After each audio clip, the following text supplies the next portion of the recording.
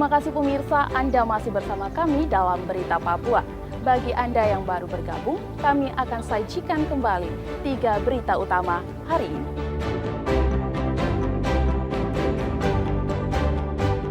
Banjir bandang terjang Sungai Catubau Pegunungan Arfak, 19 orang terbawa arus.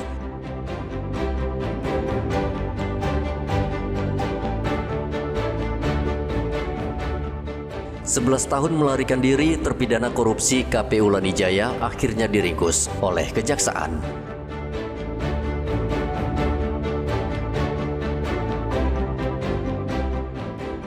Pencuri motor terekam kamera pengawas, polisi bergerak cepat dan meringkus pelaku.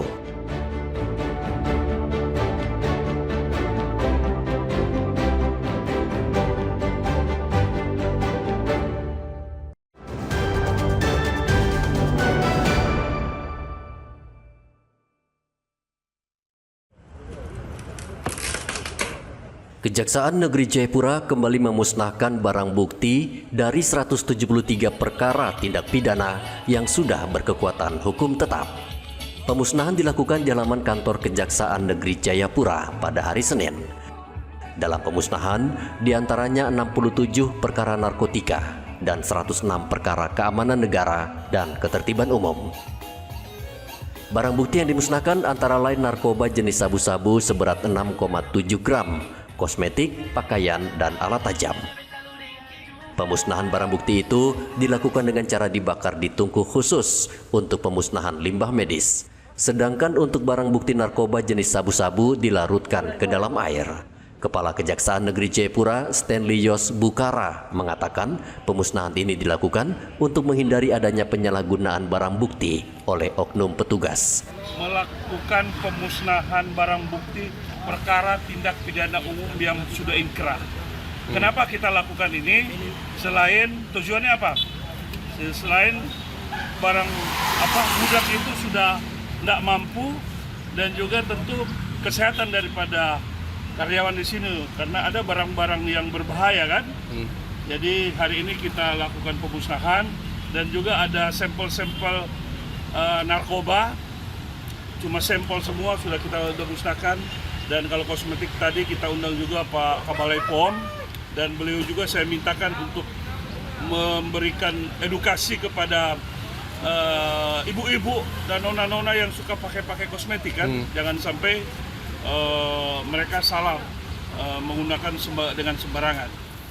Sementara itu, Kepala Seksi Pemulihan Aset dan Pengelolaan Barang Bukti Kejari Jayapura, Yosef, menjelaskan barang bukti yang paling banyak kosmetik dari Balai POM Jayapura.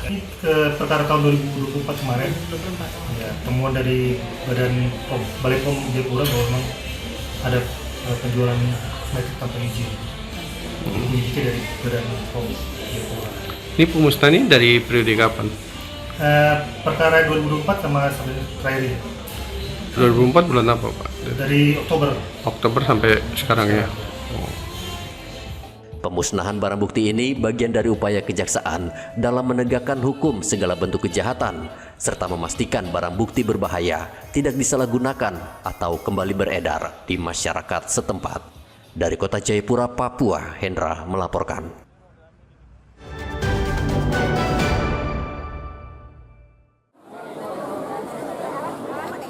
Ribuan orang memadati Bandara Mopah, Merauke pada hari Senin. Keluarga jemaah haji mengantar mereka untuk berangkat ke Tanah Suci. Ada 110 jemaah haji asal Merauke yang berangkat menggunakan maskapai komersil. Mereka terdiri dari 46 orang laki-laki dan 64 orang perempuan. Selain itu, salah satu di antara mereka juga ada seorang lansia berusia 97 tahun. Namun kondisinya tetap bugar dan siap menjalankan rukun Islam kelima di Tanah Suci Mekah. Di Makassar, mereka akan tinggal di asrama haji Sudiang hingga tanggal 22 Mei. Setelah itu, bersama rombongan jemaah haji dari daerah lain, mereka akan bertolak ke Madinah, Arab Saudi. Berangkat ke Makassar tanggal 19 ya, lalu langsung masuk ke asrama haji Sudiang? Ya, langsung masuk. Langsung hari ini masuk? Besok masuk ya? Lalu berangkat ke Madinah? Besok malam, 22 malam. 22 jam berapa? Jam 1.30. Jam 1.30. Dari 110 calon haji asal Merauke tersebut, 3 orang diantaranya merupakan pendamping, yaitu 1 orang dokter, seorang perawat, dan seorang lagi pendamping haji. Muhammad Ridwan melaporkan dari Merauke, Papua Selatan.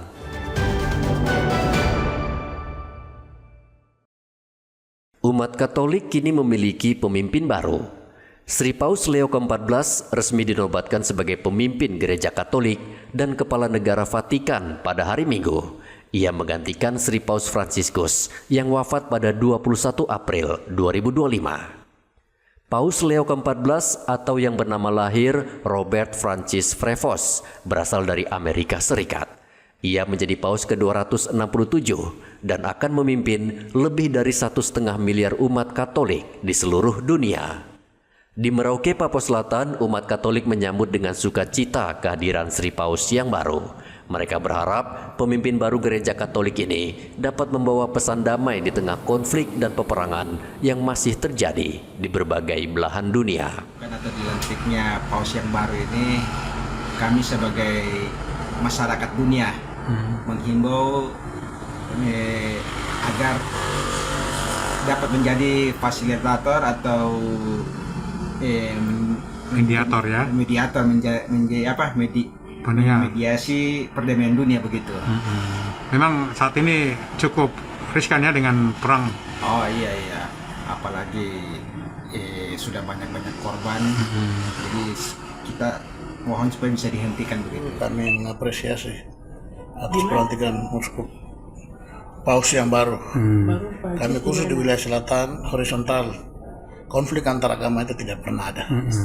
Sejak kabupaten ini ada sampai hari ini, baik Merauke, Mapi, Asmat, dan Bukendiku. Sehingga kami atas nama pemerintah daerah akan menjaminkan setiap umat Katolik yang ada di wilayah selatan pasti berkolaborasi dengan agama, tetangga agama, sahabat untuk menjaga keamanan di Kabupaten Bukendiku khusus dan Provinsi Papua Selatan secara umum.